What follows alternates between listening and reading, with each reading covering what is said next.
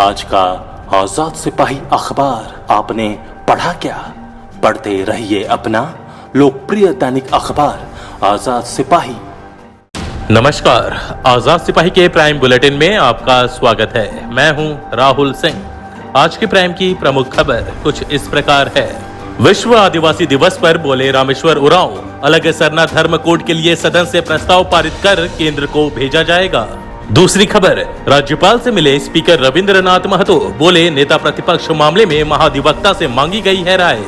तीसरी खबर, कांग्रेस ने भाजपा पर लगाया राजनीति करने का आरोप।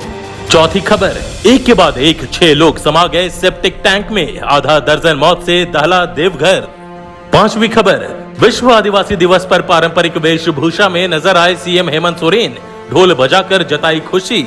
छठी खबर, पेटीएम, कोटक और महिंद्रा के कर्मियों की मिली भगत से करते थे साइबर ठगी, 3 धराए। सातवीं खबर, फूफा ने भतीजे को अगवा कर की हत्या, शव को घर में ही दफनाया।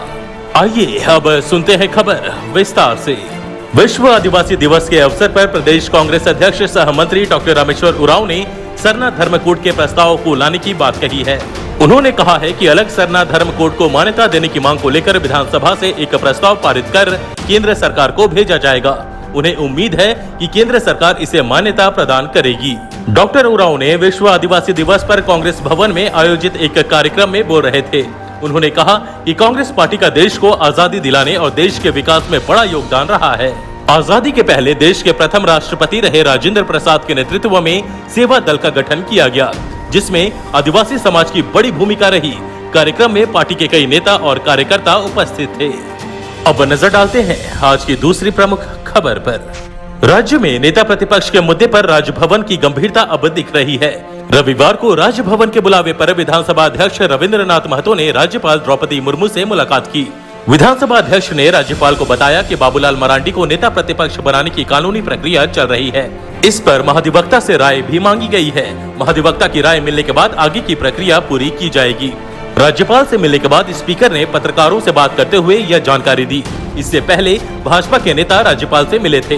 उन्होंने बताया था कि चुनाव आयोग से भाजपा विधायक के रूप में बाबूलाल मरांडी को मान्यता दिए जाने के बाद भी विधानसभा अध्यक्ष बाबूलाल को नेता प्रतिपक्ष के रूप में मान्यता नहीं दे रहे।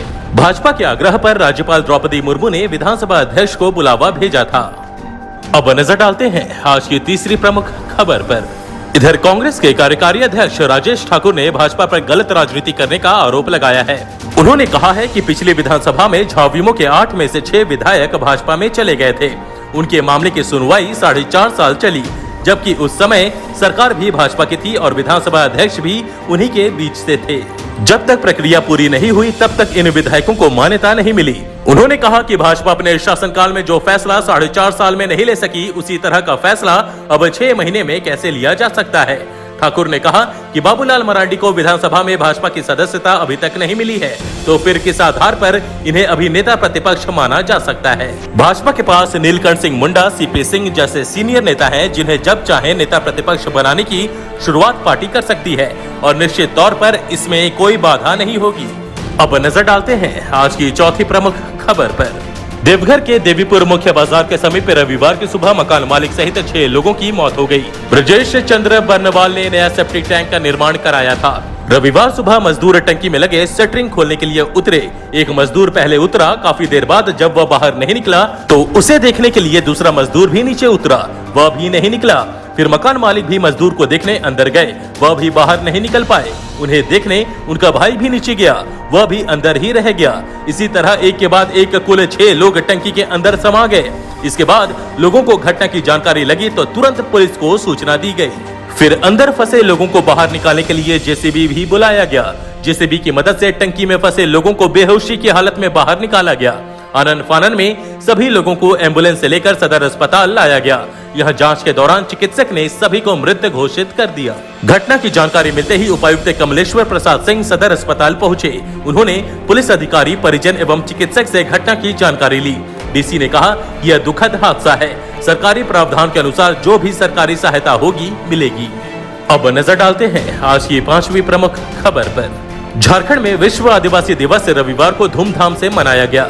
मौके पर मुख्यमंत्री हेमंत सोरेन पारंपरिक वेशभूषा में नजर आए। सीएम ने मोहराबाद स्थित नीलांबर पीतांबर पार्क में उनकी प्रतिमा पर माला अर्पण किया और पौधे भी लगाए। गुलाबी शर्ट और धोती पहने सीएम ने ढोल और मांदर बजाकर खुशी का इजहार भी किया। उन्होंने नीलांबर पीतांबर को शत शत नमन किया। सीएम हेमंत सोरेन ने कहा कि सरकार ने निर्णय लिया है कि हर वर्ष आदिवासी दिवस पर राजकीय अवकाश होगा। वहीं पौधारोपण कर उम्मीद जताई कि जिस तरीके से यह वृक्ष हमारे बीच एक बड़ी भूमिका में सदियों से रहते आए हैं, आगे भी रहेंगे। पेड़ों की छांव में यह समाज आगे भी फले फूलेगा। उन्होंने कहा कि प्राकृतिक और सांस्कृतिक सुंदरता को आदिवासी समाज अपने सीने से लगाकर रखता आया है। आज प्रकृति के करीब रहने वाले लोग आदिवासी दिवस की खुशियां मना रहे हैं। उन्होंने कहा कि आने वाले समय में भव्य तरीके से इस दिवस को मनाया जाएगा। अब नजर डालते हैं आज की छठी प्रमुख खबर पर। गिरिडीह पुलिस ने 3 साइबर ठगों को पकड़ा है। इसमें 2 सहोदर भाई हैं। ये तीनों पेटीएम, महिंद्रा और कोटक कंपनी के कर्मचारियों के साथ साठगांठ कर लोगों को चूना लगाते थे। ये लोगों को तीनों कंपनियों के लिंक भेजकर पैसा कमाने और जल्द से जल्द पैसा डबल करने का भी लालच देकर ठगते थे। गिरिडीह साइबर थाना पुलिस ने रविवार को 3 अपराधियों को गिरफ्तार किया। गिरफ्तार तीनों अपराधी जीत कुंडी गांव के रहने वाले हैं।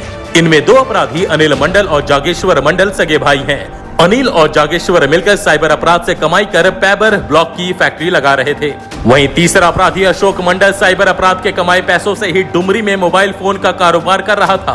पुलिस ने अशोक मंडल के पास से 22 नए मोबाइल सील पैक बरामद किए हैं। साथ ही अशोक के घर से 2 4 पहिया वाहन भी बरामद किया गया है। छापेमारी के दौरान तीनों अपराधियों के पास से साइबर अपराध के लिए इस्तेमाल किए गए 5 piece mobile, 6 SIM card, 23 chequebook और पासबुक, पॉश मशीन के अलावा 1,18,000 रुपए भी जब्त किए गए हैं।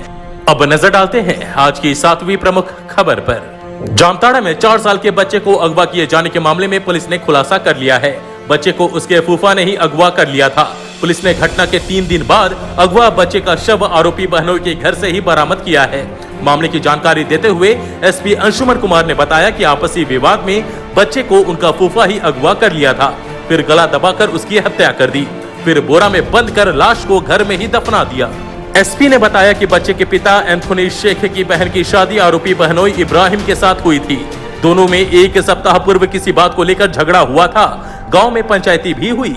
इसी बात के गुस्से में आकर इब्राहिम ने बच्चे को बोरे में भरकर अगवा कर लिया था और उसकी हत्या कर दी। परिजनों ने काफी खोजबीन की, कुछ पता नहीं चला। तब जाकर इसकी सूचना पुलिस को दी गई। घटना के बाद से गांव में तनाव है।